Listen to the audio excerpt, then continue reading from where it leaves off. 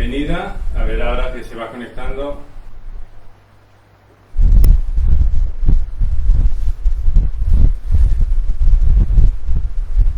¿Cómo estás, Margarita? Este es un vídeo y forma parte de una serie de vídeos o de encuentros semanales cada martes a las 6, horario español. Bien, me alegro. Hola, Dani. De encuentros semanales de narración. A ver, que hoy justo he recibido una noticia a última hora y me he conectado un poco tarde. Encuentros semanales de narración de la tradición de las historias de los dioses de la India, lo que se llama en sánscrito Purana e Itihasa. Todavía no he encontrado una manera de traducir esto que me satisfaga, porque, bueno, en otros vídeos ya lo he comentado, la palabra mitología engaña un poco porque ya no estamos acostumbrados a darle el respeto que tiene una mitología, y esto no es exactamente filosofía porque no es del todo analítico, es más bien poético, pero son historias que hablan del origen de la humanidad en el sentido no solo literal, no solo temporal, sino un poco más que eso. Y esto forma parte de un proyecto de narración de el Mahabharata, que es una gran historia, gran también en el sentido de volumen, son 7.000 páginas, que habla de la crisis que llevó a la humanidad al lugar en el que está ahora. Yo entré en una performance, en un voto de narrar esto durante 12 años, y cada año, el 12 del 12, estreno un capítulo nuevo de este proceso de narración continuo, y el material es tanto y tan extenso que en un momento fueron saliendo otras ideas de cómo compartir todo esto, y en un momento salió la idea de tener un encuentro regular, semanal, de narración, para que existiera este espacio, para que, bueno, no sé ni por qué decidí hacer esto de... ¿Es como Sankhya Darshana? Bueno, es una buena pregunta. Ahora empezamos. Vale, bueno, pues Marga, ya conoces, sabes que la palabra está abierta, quien quiera preguntar en el vivo, tanto en Facebook como en Instagram, y quien ve el vídeo grabado también puede hacerlo comentando en la plataforma que lo vea, que también los cuelgo después en YouTube, las grabaciones, o por mail a respirarelmahabharata@gmail.com. Y termino con la introducción, Margarita, y voy a lo que preguntas.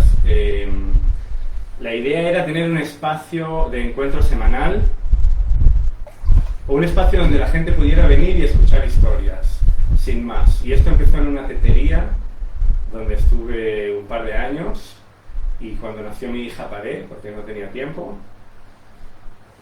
y ahora en el confinamiento de repente salió la idea de volver a hacer esto que hacía antes en la tetería, pero desde casa, online, y me gusta y quiero seguir haciéndolo cada semana con ese propósito de simplemente que exista ese espacio y esa posibilidad de conectarse y escuchar historias. Y como queda grabado, pues esto ya ha entrado en otro formato, que es el también de verlo después y comentar después, donde yo me empezaba a preguntar si esto era oral o no, porque una vez es una grabación, en un punto ya es grabado, entonces es parecido a la palabra escrita, ya no es exactamente oral. ¿Y cuál es la diferencia? Pues que se puede analizar y se puede desgranar. La palabra escrita lo que tiene es que una vez tienes un texto, puedes empezar a separar frase por frase y a darle vueltas a cada frase por separado y a sacarlo de contexto en cada época, que tiene sus pluses pero tiene sus contras. La oralidad es el momento,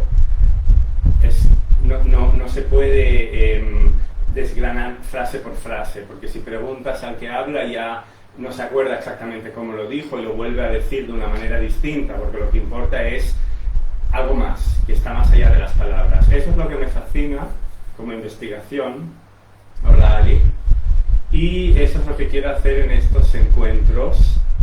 Y yo me preguntaba si lo grabado ya no es oral, y alguien me escribió un mail muy bonito en el que comentaba que en un punto sí que es oral, porque la grabación es verdad que se puede rebobinar y se puede volver a escuchar, pero la mayoría no lo hacen, y también que hay algo que se introduce en la grabación, que son las pausas, el ritmo, los silencios, que es lo que lo hace distinto. Pues bueno, estas son preguntas muy interesantes para mí sobre la oralidad. El que quiera comentar sobre esto está invitado. La base de estos encuentros es pues este material de historias de la India, historias profundas, y a partir de las preguntas que la gente hace por mail, voy haciendo una lista de temas para ir tratando con los vídeos, y en este vídeo veníamos con la idea de la palabra sagrada, que llevo 2 días temblando con este vídeo porque es un tema bastante serio para tratar. Espero estar a la altura, y si no lo estoy, pues bueno, al menos un buen rato lo habremos pasado. Y también estáis todos invitados a participar y aportar a este tema. Pero ya al empezar, pues Margarita preguntaba si es como Sankhya Darshana. ¿Te refieres a los vídeos? Margarita, en un punto no. Digamos, lo que hablas de las darshanas son... bueno, va a tener que ver quizá con lo que hablemos de hoy, de la palabra sagrada. Darshanas se traduce como escuelas de pensamiento o escuelas de análisis, que también se podría traducir literalmente como visiones. Lo que hago yo, Sankhya Darshana, no porque digamos, la idea es que, bueno, de eso hablaremos hoy, hay una verdad. No sé si empezar con esto y volver a Darshana o no. Voy a comentar esto un momento, Margarita, y vuelvo a lo de las darshanas, que esto venía de una historia de hace un par de semanas, en la que yo expliqué una historia muy importante y muy fundacional de la historia de que los Pani, que son misterios, son seres enemigos, como ladrones, enemigos de la luz, que secuestraron a todas las vacas de los dioses. Y creo que eso venía al comentario de que la palabra vaca, la sílaba ga, que puede significar vaca, significa luz. Y vaca normalmente se dice go, pero es una modificación de ga. Y que cuando se lee vacas en un mito, creo que era eso cuando hablamos de la vaca sagrada, puede significar también luz. Entonces, en este mito en el que los Pani roban a las vacas, también podría ser que roban a los rayos de la luz, y las secuestran dentro de miles de cuevas separadas, dentro de una montaña, que se puede ver como el universo o se puede ver como el cuerpo, que cuando medita tiene forma de montaña, y que para encontrarlas, quien encontró las vacas de los dioses, de los luminosos, fue una perra que se llama Sarama, que su nombre tiene la etimología también de fluido, como que fluyó hacia el lugar donde estaban escondidas las vacas dentro de estas separaciones, que es también lo que hacen las palabras, de separar lo inexpresable, la verdad. Y desde allí avisó de dónde estaban estas vacas, y Brihaspati, que es el gurú de los Deva, con su voz bramó fuerte una palabra sagrada que hizo que explotaran las cuevas y las vacas o la luz saliera y volviera al mundo de los dioses, que es también el mundo de la luz, como que se unió la luz escondida dentro de las cuevas con la luz de fuera. Y en los comentarios al vídeo alguien preguntó si se sabe cuál es esa palabra sagrada, la que pronuncia anuncia Oriáspati para que exploten las cuevas y salgan las vacas. Pues esta palabra sagrada, bueno, ahí está el misterio, no literalmente. Lo que se sabe quizá es cómo es esta palabra sagrada. Está cargada de Rita, que Rita significa, es el ritmo que impele el universo. Es sinónimo de la palabra Dharma, que también es como un patrón que está en el universo y no se puede evitar. O también se puede decir que esa palabra es Satya, es algo que también aparece en algunas de las versiones. Que Satya significa verdad. También de la raíz, bueno, de Sat, que es ser. Sería algo así como literalmente la esoidad, que no existe esa palabra, pero digamos como lo que hay. Eso es Satya, y es lo que expresa el gurú de los dioses, y lo que libera la luz.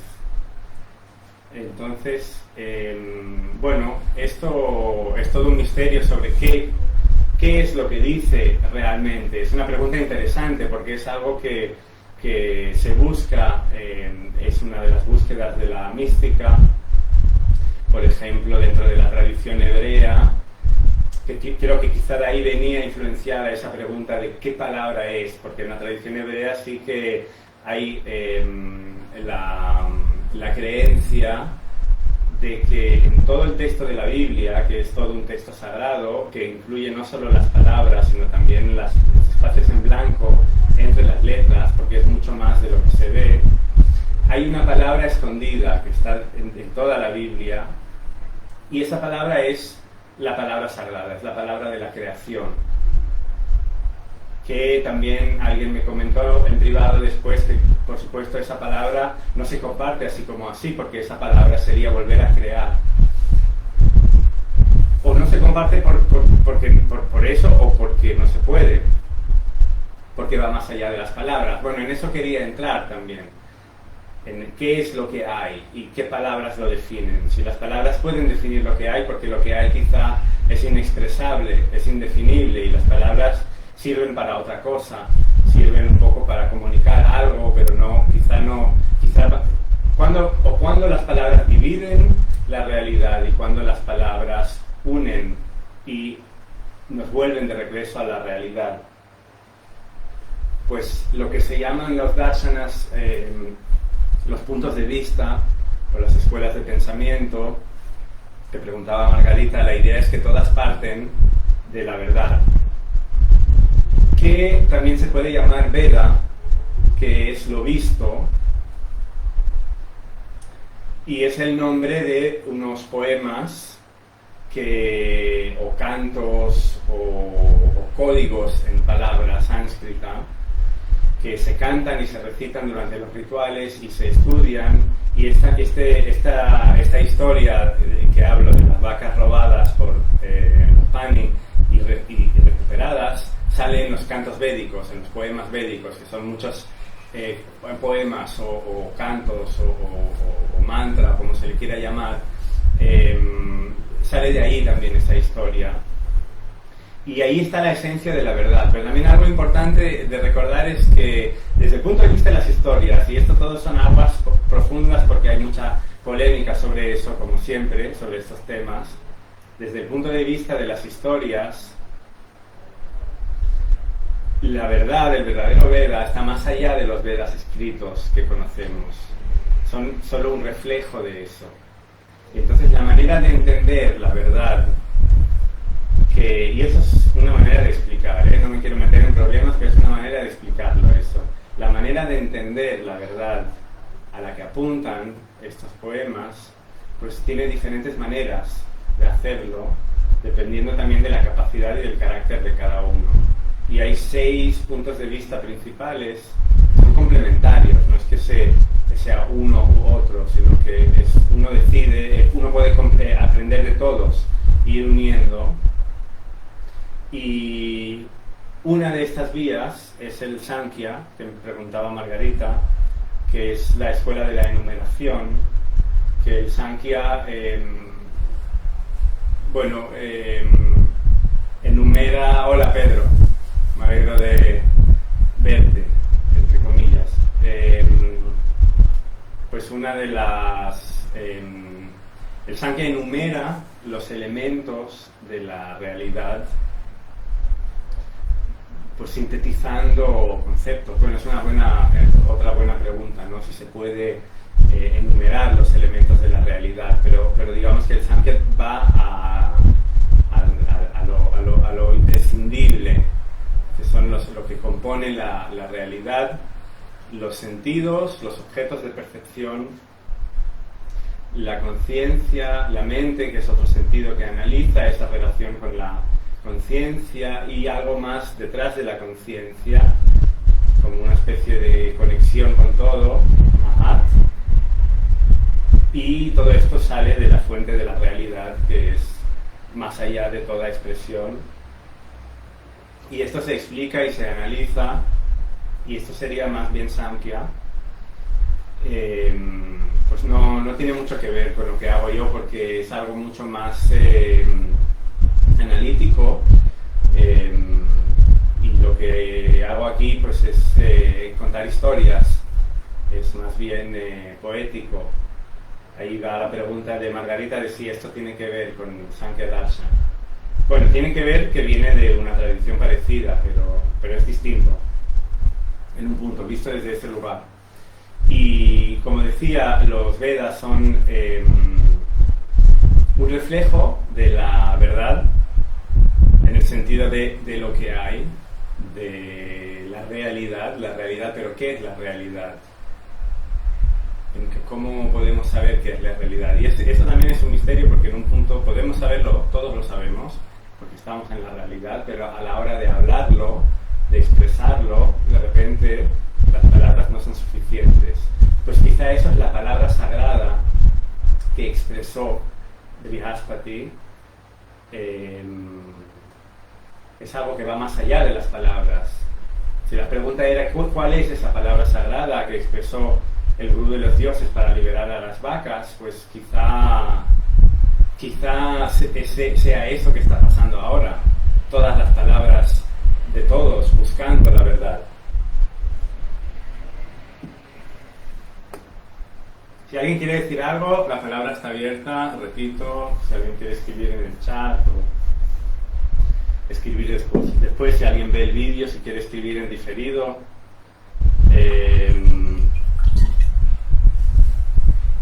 En forma de historia, ¿para qué? ¿Qué es lo que más me gusta? Son las historias, porque poéticamente conectan estas ideas que ahora nos hemos puesto un poco filosóficos, que le dan vida, le dan color a todo esto. Pues, claro, ¿quién es Brihaspati, el gurú de los dioses? Hay una historia dura, pero muy real para mí, que es que cuando se separó la unidad de todo, la realidad, el masculino y femenino, lo femenino fue un brillo, porque se separó la luz de la oscuridad, y en ese sentido la luz es la energía femenina. Y eso le llaman Shri en sánscrito, que es brillo, brilla hacia todas las direcciones, con todas las cualidades posibles. Y todos los dioses que nacieron de este brillo agarraron cada uno lo que más le interesaba y saquearon este brillo, y cada uno se llevó la cualidad que le interesaba. Pues Brihaspati, que es el gurú de los dioses, se llevó el Vach, la palabra sagrada, que es otro de los nombres que tiene. Cuando se pregunta, la pregunta de hoy viene de que alguien preguntaba cuál es esa palabra sagrada que expresa el gurú de los dioses. Pues el nombre que se le da también es Vach, que significa palabra sagrada, que significa hablar, habla, pero habla real, habla sagrada, y se personifica también como una diosa. Ahora también llegaremos a esto para no mezclar todo antes de tiempo, pero el gurú de los dioses se lleva para sí la palabra sagrada. Entonces, bueno, es un mito que explica muy bien todo lo que pasa, que cuando empieza el brillo original, la energía femenina, Shri, brilla, se separan todas las cualidades porque cada dios o como se puede entender eso, se lleva para sí lo que le interesa. Y todo queda separado.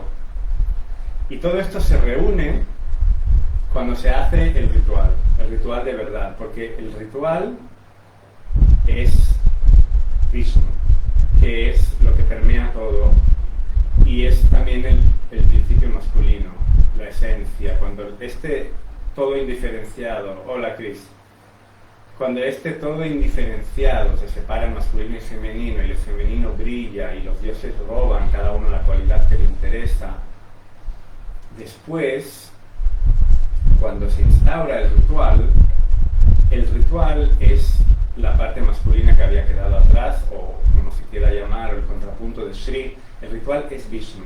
Y cuando se instaura el ritual, cuando se hace, todos los dioses vuelven porque el ritual comunica todo. Entonces todos los dioses se reúnen otra vez para participar del ritual. Entonces todas las cualidades disgregadas del brillo de Shri se vuelven a unir. Ahí está la palabra sagrada, la ferocidad del fuego, la valentía que se llevó el rey de los dioses, todo vuelve a reunirse.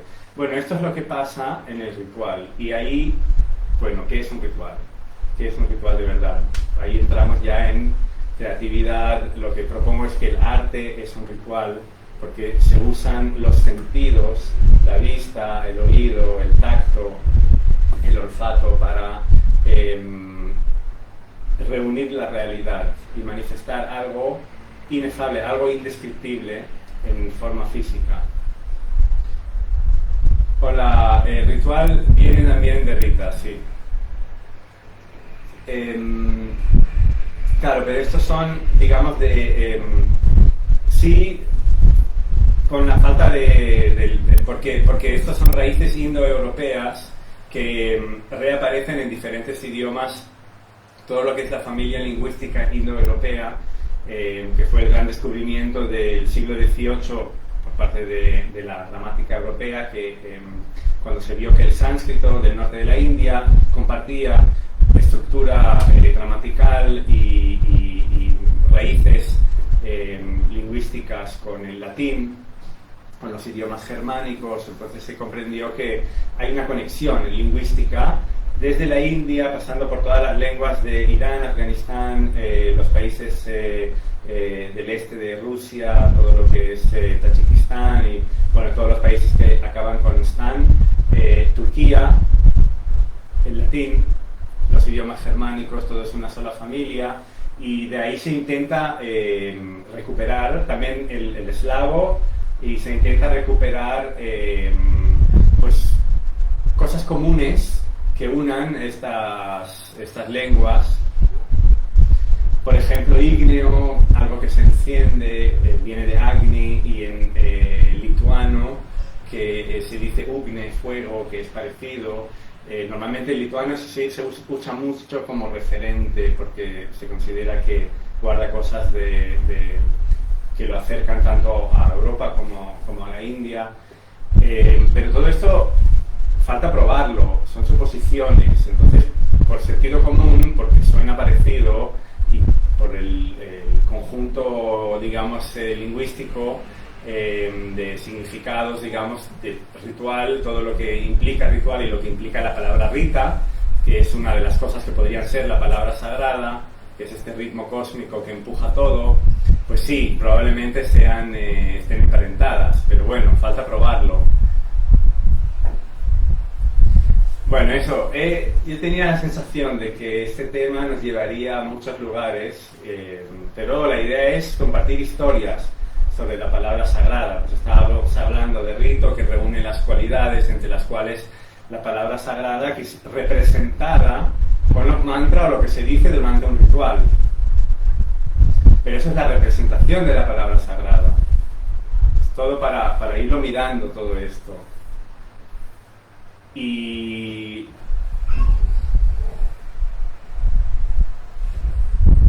bueno, esto es una historia. Entonces, También, si lo veis, si se ve, o si estáis de acuerdo, para mí se ve mucho que hay una coherencia entre historias que parecen distintas. Porque si todos los dioses, si todas las cualidades del brillo se separaron como un espectro, como la luz entrando en un espectro, y los dioses se fueron llevando cada uno una cualidad y se reúnen en el rito, pues esto corresponde con la otra manera de contarlo, de que en este todo cósmico, que está todo unido, cuando se separa la luz de la oscuridad, este todo desea la luz, que es lo primero que sale, como que se separa un brillo de este todo indiferenciado, muy cercano a la Biblia también, si lo vemos, la manera de describirlo. También, ahí la emanación divina también es femenina en la tradición hebrea. Este todo desea la luz que sale de él, y es como si deseara a su hijo, y la persigue hasta que esta fuerza, hola Noelia, esta fuerza que abarca todo, que otro día hablamos más de esto, empieza a vibrar y se enfada por lo que está pasando, tira una flecha que intercepta esta persecución, y este ser primigenio que persigue a la luz que sale de él queda interceptado por esa flecha justo en el momento que ya estaba tan excitado que se le escapa una gota de su semilla, y esa gota brilla como 1.000 millones de soles, porque dentro de ella hay un bebé que brilla como todas las galaxias del cosmos unidas. De hecho, toda ese contenedor dorado, esa semilla dorada gigantesca, es todo el espacio conocido, todas las galaxias que conocemos, es la semilla de la vida. Y lo que contiene esto es el útero divino, cósmico, que está en todas partes. Y del ombligo de este ser, de este niño que brilla como 1.000 millones de soles, sale una flor de loto que se abre en todas las direcciones, y ahí está Brahma, que es el que expande la realidad. El poeta original, que no es el que crea la realidad, porque la realidad ya existe, sino que es el que le da formas. Y de su mente se expande la conciencia, y el brillo de esa conciencia se convierte en los dioses. Esto lo he contado creo que cada semana, y no está de más hacerlo otra vez. Está totalmente conectado a esa historia de que el brillo original, los dioses roban las cualidades, porque en un punto es esa misma transición, pero contada de una manera distinta, quizá por más partes, pero lo que está hablando es que hay una expansión que a la vez, al ser expansión en todas las direcciones, se divide en diferentes pétalos, y de ahí salen los dioses, que son ya de una manera como ya los diferentes espectros de este rayo que se divide. Y cuando los dioses nacen, el último en nacer, hola Suga, el último en nacer es el sol, y el primer hijo del sol son los límites, Yama. O el tiempo, es lo mismo, digamos que el tiempo es una herramienta de Yama, y con esta herramienta empieza el tiempo y las formas, y empieza el plano material, porque el tiempo limita las cosas en formas. Pues en el origen de esta división renace Brahma en forma de ritual, de un ritual en el que participan todos los dioses, y en ese ritual uno de los dioses es Brihaspati, que es el gurú de los dioses, que es una encarnación de Brahma, porque todo se va renaciendo dentro de uno y otro útero. todo se repite, pero de maneras distintas. Se ve esto, no sé si es lioso o... El sentido está en que este poeta original, este Brahma, que es esta expansión, renace en forma del gurú de los dioses, que es el que tiene la palabra sagrada, que es también la que impele la realidad y la que libera la luz.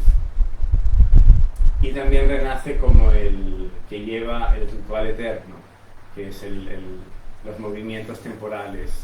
Y siempre lo que conecta estos renacimientos es pues el manejo del rito y de esta palabra sagrada que conecta con el origen, pero la pregunta es bueno, esto, ¿qué tipo de palabra es sagrada? Porque entonces, ¿cuál sería la palabra profana?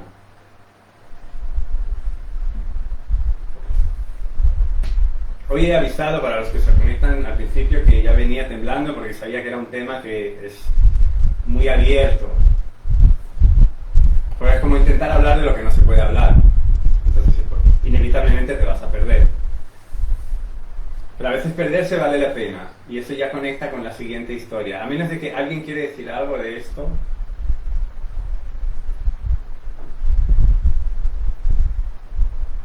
Si no se ha entendido o no sé. El Facebook se ve bien, ahora a mí no me enseña el vídeo. Me dice que hay problemas para reproducir el vídeo. Pero de otras veces sé que sigue grabando.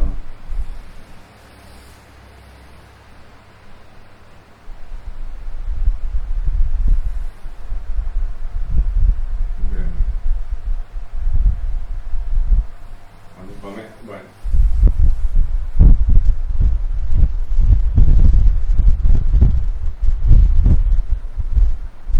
No sé si en Facebook no hay nadie o me comentan. Bueno, como decía, estos vídeos la idea es mantener el ritmo semanal.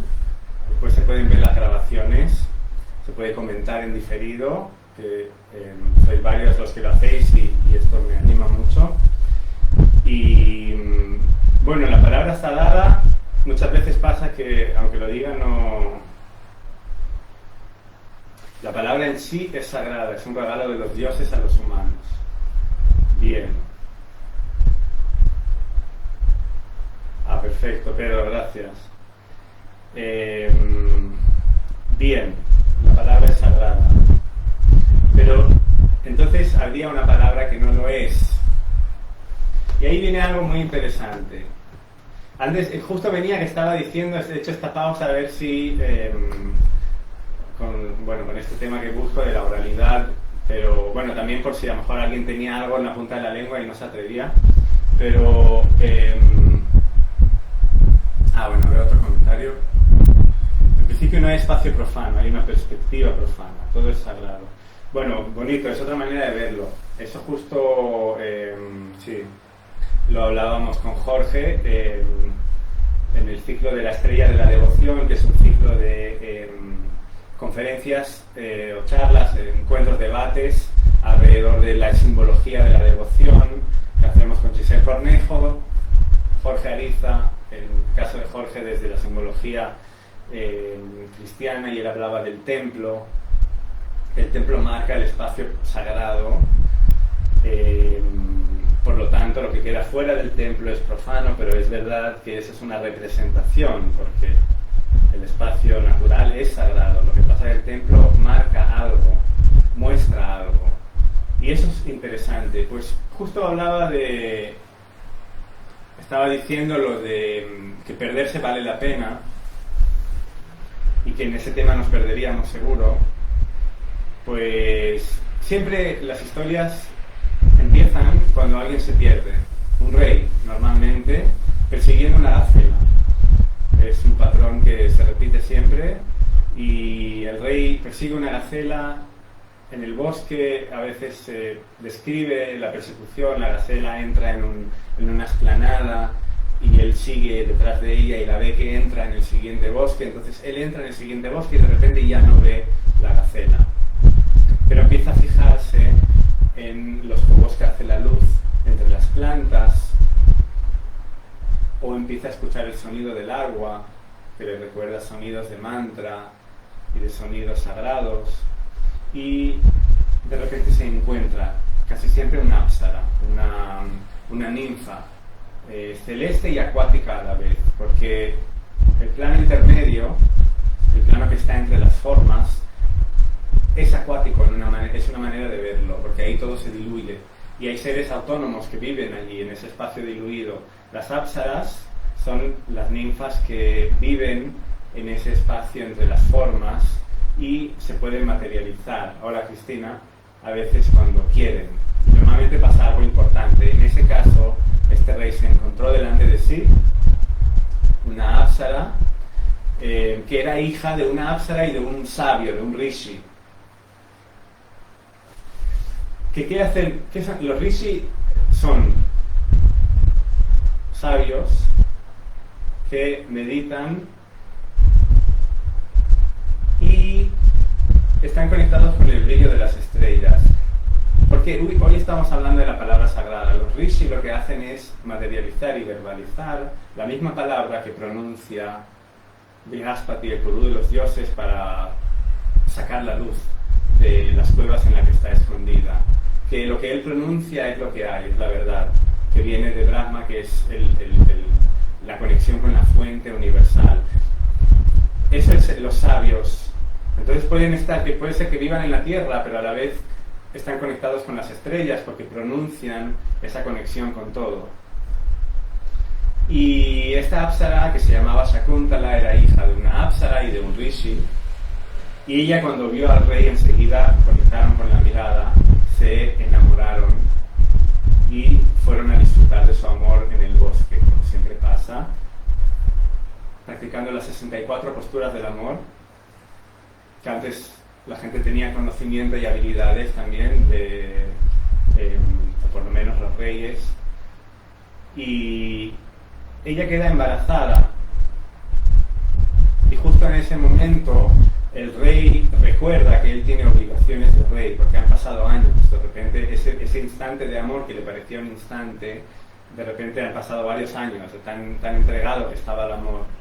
Y él vuelve a su reino. Y entonces ella cuida a su hijo sola, y ese hijo es tan poderoso, tan fuerte, que con 3 y 4 años jugaba a atar osos y leones a los árboles, y ella ve que tiene algo especial y que el rey tendría que conocer a su hijo. Entonces hace todo el viaje cruzando los bosques para llegar al reino donde estaba el padre de su hijo, y cuando llega, el rey no la reconoce y le dice que quién es, que viene a buscar, que quizá quiere engañarlo con este hijo, que viene ella quizá a conseguir algo del rey. Y ella le dice un discurso que ha quedado para la posteridad, que tiene que ver con todo lo que estamos hablando. Sobre todo con esa pregunta o comentario de que todo es sagrado, y la palabra es sagrada en sí porque es un regalo de los dioses. Sí. Pero ella le dice, claro, y en ese momento cuando el rey le dice no te conozco, no sé de dónde vienes, estas son palabras, estas palabras son sagradas también. A eso quería ir, esa es la pregunta. Entonces ella le dice, ¿ves las faltas de otros, aunque sean pequeñas como semillas de mostaza? Pero no ves las tuyas, ni que sean grandes como melones. Mi padre es uno de los 30 dioses. Mi nacimiento es más noble que el tuyo. Tú reinas en la tierra, pero yo vivo libre por el cielo.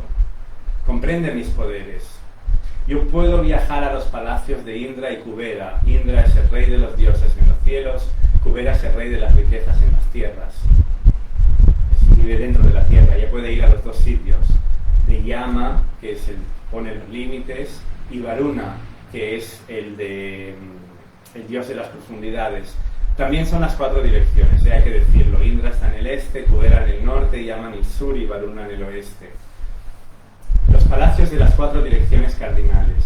No por odio, pero como ejemplo te voy a decir una cosa para que aprendas. No es por rabia, sino es para instruirlo. Hasta que no se ve en el espejo, el que es feo se cree más guapo que otros. Como el cerdo busca la suciedad, el loco busca malas palabras en el discurso del que le desea el bien. El sabio busca palabras buenas en todo discurso. En este mundo no hay nada más ridículo que el mal presentado en forma de bien. Incluso los que no creen en Dios temen a los que han renunciado a la sinceridad, como el veneno de las serpientes, como al veneno de las serpientes.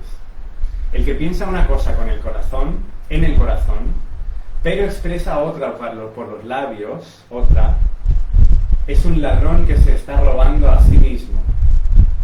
Cuando peca, un hombre se dice que está solo, pero es visto por todos los dioses y por todos los corazones. La luna, el sol, el fuego, el viento, el cielo, la tierra, su corazón, la muerte, el amanecer y el ocaso, conocen todas las acciones del hombre. Si el Dios que está en su corazón, quien es testigo de todos los actos, está contento, la muerte no molesta al humano. Pero el que degrada su propio ser con la falsedad no encuentra refugio entre los dioses. Y en cuanto al hijo de los dos, ella dice: los sabios ancianos sabían que cuando un marido entraba en el vientre de su esposa, reemergía como un hijo. Es por esta razón que a la esposa se la conoce como Jaya, que significa creación. Pues estamos diciendo, en ese texto tan poético que ha quedado para la historia, estamos hablando de que la palabra sagrada es la palabra de la creación, es la palabra que libera la luz, y que en un punto sí, toda palabra es un regalo de los dioses, lo que pasa, o quizá el don de la palabra. Pero, claro, ¿qué pasa con este uso de la palabra? Sí, el texto es estupendo, es histórico. Pues ahí también remite a algo que mencionaba, creo que aquí, en un vídeo pasado, si no lo hago ahora, que estamos hablando de los dioses todo el rato, que emanan de la luz, que son los que, los panis son sus enemigos, que roban la luz y la esconden, y la palabra sagrada la libera. Pues una de las maneras de expresarlo también es que los enemigos de los dioses son hijos de Diti, que es la que tiene límites, son los que están limitados. Por eso guardan la luz en compartimientos limitados, porque es lo que hacen las palabras también, limitan, cortan la realidad y la dividen. Los dioses, los Deva, los brillantes son hijos de Aditi, que no tiene límites. Y se dice que Diti es todo lo que está fuera y Aditi lo que está dentro, que tiene sentido porque hacia afuera, lo exterior, es todo lo que está limitado y cortado, porque está cortado por el tiempo, por los límites materiales, pero cuando miramos hacia adentro, ahí está el sendero de los dioses, que lleva a la inmortalidad, donde todo se empieza a unir. Y quizá ese texto apunta a algo que va por allí, que hay una manera de usar la palabra que conecta con el origen, con esta fuente de la creación universal, con la realidad, con la sinceridad. Hacia allí va la palabra sagrada, pero también hay una palabra que divide y una palabra que limita y que va hacia afuera. Un poco esto quería comentar.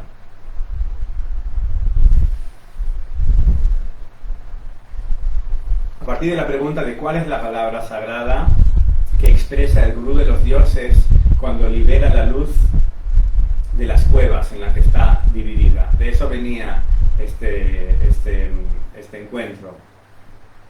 Y no se dice cuál es exactamente, sino cómo es, más bien. O sea, es la palabra sagrada, está relacionada con la verdad y está cargada de rita, que es el ritmo cósmico, lo que empuja el cosmos. Y bueno, por ahí vamos, intentando analizar a partir de las historias, entre lo poético, cuál es la conexión de la palabra con la verdad. Y de paso escuchamos historias bonitas. Pues algo que en principio añade otro matiz, pero depende cómo se mire, tiene mucha coherencia y nos vuelve al principio, es que la palabra que él expresa aúlla literalmente, lo que aúlla el gurú de los dioses cuando rompe las cuevas y libera la luz, o las vacas de la luz que estaban escondidas allí, es Vach, que es palabra sagrada literalmente, pero también es el nombre de la esposa, de la parte femenina de Brahma, de la que se llama Sarasvati. Porque esto que decía que de este ser cósmico que brilla como 1.000 millones de soles, que de su ombligo sale una flor de lote y se abre en todas las direcciones, y en el centro de esa flor hay un ser que se llama Brahma, que se le dibuja como un abuelo con barba blanca, porque como es el origen, es el que después va formando todas las cosas por emanaciones, pues, y las cosas se reforman, o sea, son como emanaciones de emanaciones, pues él es el abuelo, el gran abuelo, el abuelo de todo. Por eso se le dibuja como un abuelo, pero literalmente no es un abuelo, sino que es el principio que expresa y dibuja la realidad. Pues todo tiene un principio masculino y femenino. Cuando se quiere dividir, pues si eso, el abuelo sería lo masculino, la parte femenina de él es Sarasvati, que viene de fluir, la que posee fluido, igual que la perra que encontraba la luz en las cuevas, que se llama Sarama, que es la que fluye hacia la oscuridad y encuentra la luz. Sarasvati es la que posee fluido, pero saca hacia afuera, porque es sinónimo de palabra sagrada, que fluye de este poeta cósmico que expresa la realidad.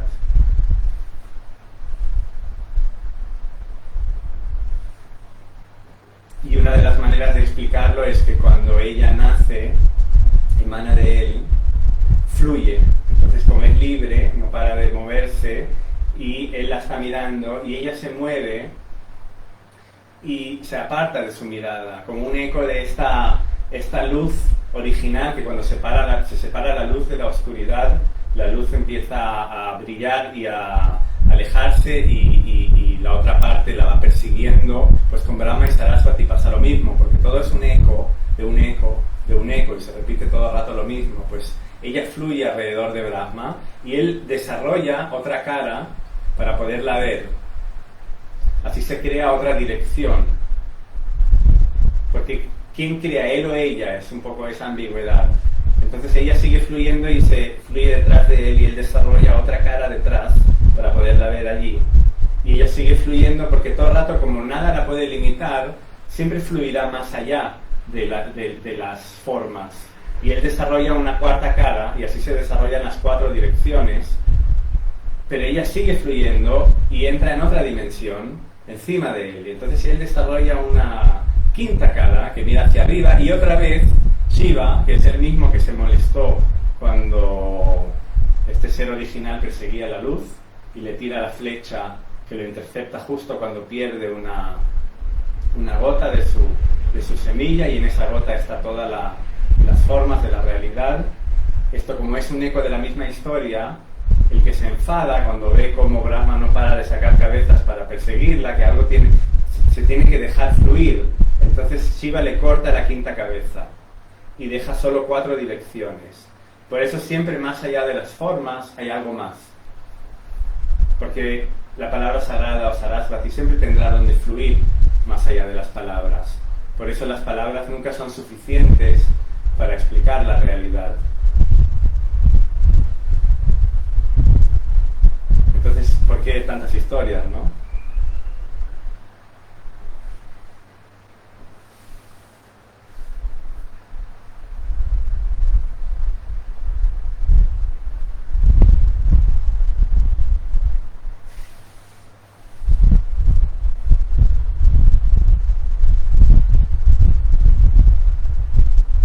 Dejo un rato aquí.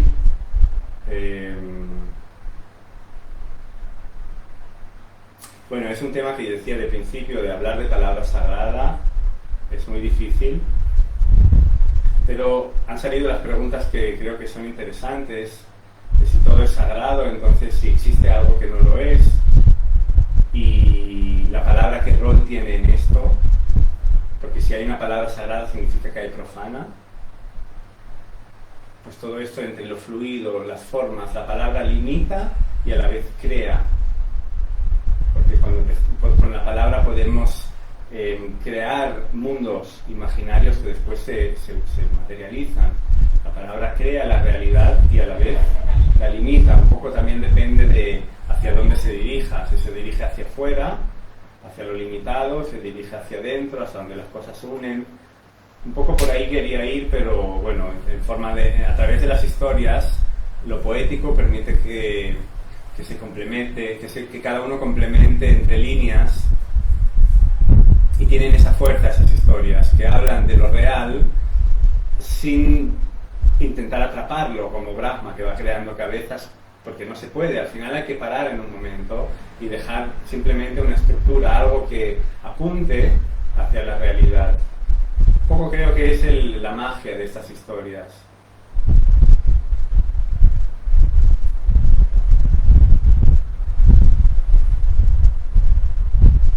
Quedan pocos minutos. Repito otra vez, si alguien quiere decir algo. Y para los que estáis viendo esto grabado después, si en ese momento algo sale que digas, esto querría comentarlo, pues no tengas miedo de escribir, comentar. Pues esto alimenta todo esto, que es un lugar de contacto. Esto vino, lo digo otra vez, originalmente eran reuniones donde yo estaba en una tetería y la gente podía venir, o gente que pasaba me veía y miraba el cartel y venía a preguntar qué hacía, y cuando se lo explicaba algunos se sentaban y se creaba ese encuentro. Entonces la idea es online también conseguir esto. Por eso también todo lo que es la participación, la reflexión, no solo para uno sino compartirlo, es muy interesante.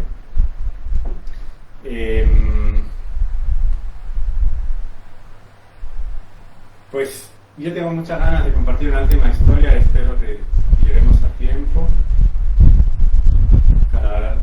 Sí. Gracias por tu generosidad. Muchas gracias a ti. Para mí es un placer. Es una historia que muchos conocéis, pero sobre todo los que vienen siguiendo los martes, pero siempre es bonito de oírla. A ver si hay tiempo. ¿Por qué? Porque tiene que ver con todo esto, por las conexiones, porque estas vacas de la abundancia, o de las vacas de la luz, que atrapan los enemigos de los dioses, se esconden en vacas, y la voz, el aullido de la voz sagrada del gurú de los dioses, hace que revienten las cuevas y salgan la luz hacia afuera. Esto también se entiende como el amanecer. Es lo que pasa cada amanecer también, porque todo es un eco de una cosa, ¿no? Esa cosa no es que niegue una cosa a la otra, porque es que también esto es importante, que lo que vemos no es exactamente lo que vemos. Es algo que nos cuesta entender quizá también. Entonces todos son ecos de lo mismo, de este ser original que se divide, que la luz y la oscuridad, del día y la noche, en cada amanecer vuelve a renacer, abrimos la mirada, abrimos los ojos, volvemos a mirar al mundo, a interpretarlo, a hablarlo. Todo esto está unido, o sea, no es o uno o otro, sino que son ecos de lo mismo. Pues el nombre de este amanecer es también Savitri, que significa la que es del sol, es la hija del sol, y también es una encarnación de Sarasvati, porque esto que decía que Brahma, este loto que se abre en todas las direcciones, sale del ombligo o la gloria de un niño que brilla como 1.000 millones de soles, que es Dios, que es lo que está en todas partes, y la diosa está alrededor cuidando de ese niño. Y la diosa es triple, tiene 3 caras, y mirando a ese niño hay un momento en que se pelean por culpa de la palabra de Sarasvati, que es la primera que tiene celos de otra y le dice que lo está mirando demasiado, y entonces se condenan. Sarasvati condena a la otra a nacer en forma de río en la tierra, y así nace el Ganges, y él le dice: tú también nacerás en la tierra en forma de un río invisible y de una mujer. Y la otra, que es Lakshmi, no dice nada, y le dicen, tú no dices nada, le dicen las dos, pues tú nacerás en forma de planta. Esto quizá para otro día, si a alguien le interesa me podéis escribir otro día, si no os lo cuento igual porque me gusta mucho esa historia, pero lo que quiere decir es que Sarasvati nace en la tierra en forma de Savitri, del amanecer y de una mujer que se llama como Savitri. Sé que son muchos datos, pero es interesante porque es coherente toda. Me interesa no que se recuerden los datos, pero es muy bonito escuchar cómo tiene que ver una historia con la otra, que está repitiendo todo el rato lo mismo. Y esta Savitri, la mujer Savitri, no el amanecer, era una mujer que tenía una mirada tan intensa que asustaba a los pretendientes. Es decir, espera, a ver que tenía un texto para leer y pregunta ¿cuántas realidades hay o solo hay una y todo gira alrededor de esta? Pues es una pregunta filosófica, pero en principio yo creo que si hubieran dos realidades no nos veríamos. Si hay otras realidades y no afectan a esta, pues es como si no existieran para esta realidad. Inevitablemente todo está relacionado, entonces realidad hay una. Lo que tiene quizás son capas o maneras de interpretar, que justamente hoy, qué sincronía, que al principio de todo preguntaba Margarita si esto que estoy haciendo de contar historias tiene que ver con una de las visiones o de las escuelas de la India, que va de eso. Hay diferentes escuelas de interpretación de la realidad, pero la realidad es una. Lo que pasa es que hay diferentes maneras de acercarse a ella. Pero eso que es para responder cada uno, pero en principio lo que hay es lo que hay. Lo que pasa es que la palabra y cómo se actúa con eso, ya ahí es otra cosa. Eso es interesante, es justamente esa dualidad entre dentro y fuera de la que hablábamos. No sé si podré contarla. Y esta chica que daba miedo a los pretendientes con la mirada, su padre le dijo, viaja por la tierra y encuentra a alguien a tu nivel.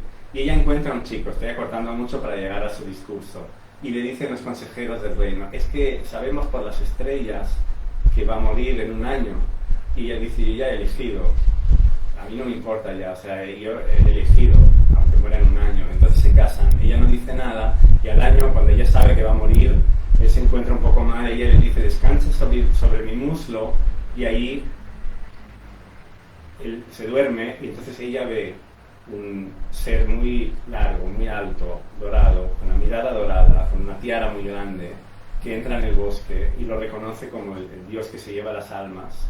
Y él tira un lazo al pecho del chico y saca una bola de luz y se empieza a alejar. Y ella lo persigue, porque se ha estado preparando y lo puede ver. Y él le dice, enseguida le dice, no, Savitri, no puedes ir por aquí. Este es un camino, es el destino de todos los mortales. Y él le dice, no te sigo a ti. Recordad que es Sarasvati, es una encarnación, es la misma palabra sagrada. No te sigo a ti, sino que también es el destino de toda mujer ir donde su amor la lleva. Y la ley eterna no separa al amante esposo de la fiel esposa. Quienes no se controlan a sí mismos no observan la práctica del vivir correcto, ni el cuidado de la acción correcta, mientras atraviesan esta jungla de lo inesperado. Quienes comprenden el funcionamiento de las cosas alaban esto. Es siguiendo la práctica reconocida por los sabios como todos alcanzamos los variados senderos de nuestro destino. No me interesa otro sendero que el de la vía del discernimiento. Y este Dios, que es el mismo Dharma, es Yama, es el que pone los límites, le dice, qué buena respuesta, pídeme algo, pero que no sea la vida de tu amado. Bueno, en Instagram quedaremos aquí. El próximo martes seguimos y la grabación ahora seguiré en Facebook, y en la grabación que pondré en YouTube, en el canal con mi nombre, estará completo para el que lo quiera ver. Y nada, gracias por conectaros y lo siento y hasta el próximo martes. Y ella pide que le devuelva la vista a su suegro, que había quedado ciego. Y continúa siguiendo a Yama. Y él le dice otra vez, Savitri, no tendrías que estar aquí. Y ella le dice, no puedo hacer otra cosa, porque su alma sigue siendo la mía, por lo que me veo unida a él. Se dice dice que el encuentro con quienes buscan lo correcto es deseable. Se dice que la amistad con ellos es incluso mejor. El encuentro con quienes trabajan para la continuidad del mundo nunca es en vano. Uno debería asociarse siempre con quienes comprenden la justicia. La práctica eterna de quienes comprenden lo que sostiene el mundo es la empatía, el no sentirse separado, ni por encima ni por debajo, ni distinto ni igual a ninguno de los seres. Ser siempre amable en actos, pensamientos y palabras, y buscar el bien. En este mundo las personas son amables hasta donde pueden. Los que comprenden la verdadera naturaleza son amables incluso cuando llegan quienes les desean el mal. Uno no confía en sí mismo tanto como confiaría en quienes se refugian en esta práctica. Por esto las personas son especialmente afectuosas hacia quienes comprenden lo que sostiene la vida. La amistad hacia todos los seres genera confianza. Esa es la razón de que la gente se vuelve confiada con quienes caminan este sendero. Quienes comprenden la manera correcta de vivir les son siempre fieles, no flaquean, tampoco sufren. Y esto también le gusta mucho a Yama, y le dice, pide otra cosa, que no sea la vida de tu amado. Y ella dice, bueno, que devuélvele el reino a mi suegro, que era un rey que había perdido el reino. Por eso vivían en la pobreza, él y el hijo, Satyavan, con la reina, vivían en el bosque. Hecho. Y ella lo sigue siguiendo, y Yama le dice, ¿y si tu marido se va al infierno? ¿Lo vas a seguir igual? Y ella dice, al infierno o al cielo, iré donde va él, ya sea en vida, ya sea en la muerte. La unión entre los buenos y quienes buscan el bien siempre es fructífera. Quienes comprenden la vía justa nunca temen a quienes la anhelan. Los que van hacia el vivir justo impulsan el sol con su sinceridad. Sus renuncias sostienen la tierra. Los que se amparan en la coherencia determinan el pasado y el futuro. Quienes buscan la verdad no tienen nunca pereza cuando se encuentran entre quienes protegen la plenitud. Esta es la conducta de los honestos. Los que defienden la lealtad se apoyan unos a otros sin esperar nada a cambio. Los favores hechos por quienes buscan lo justo siempre tienen fruto, porque no van en contra del propósito o del honor. Es por esto que quienes buscan lo mejor para todos serán para siempre el refugio universal. Y con esto Yama le dice, impresionante esta respuesta, pídeme una última cosa. Y ella dice que continúe el linaje de mi suegro. Y como solo tenía un hijo, pues no le queda otra que devolver la vida a Satyavan, al amado de Savitri. Y quería cerrar con esto porque si hablamos de palabra sagrada y todo lo que hemos dicho, de que no sabemos exactamente cuál es, pero sí las cualidades que tiene, pues todo ese discurso y ese acto de devolver a la vida, de la vida eterna, eso es el sentido de donde está la verdad, está la vida, y también el elixir de la inmortalidad está donde está la verdad, que es la palabra sagrada. Un poco por todo este viaje que hace Savitri y un poco todas esas historias que hemos estado contando hoy. La pregunta es, ¿qué es la verdad? ¿Y qué es la sinceridad? Bueno, ahí lo dejo abierto y muchas gracias por estar, por escuchar, por participar, y nos vemos el próximo martes, que creo que será tengo que contarlo bien, pero creo que será el último de este mes, y después haremos unas vacaciones, o sea que pararé de hacer estos vídeos en agosto y en septiembre seguiré, si Dios quiere. Muchas gracias y hasta el próximo martes.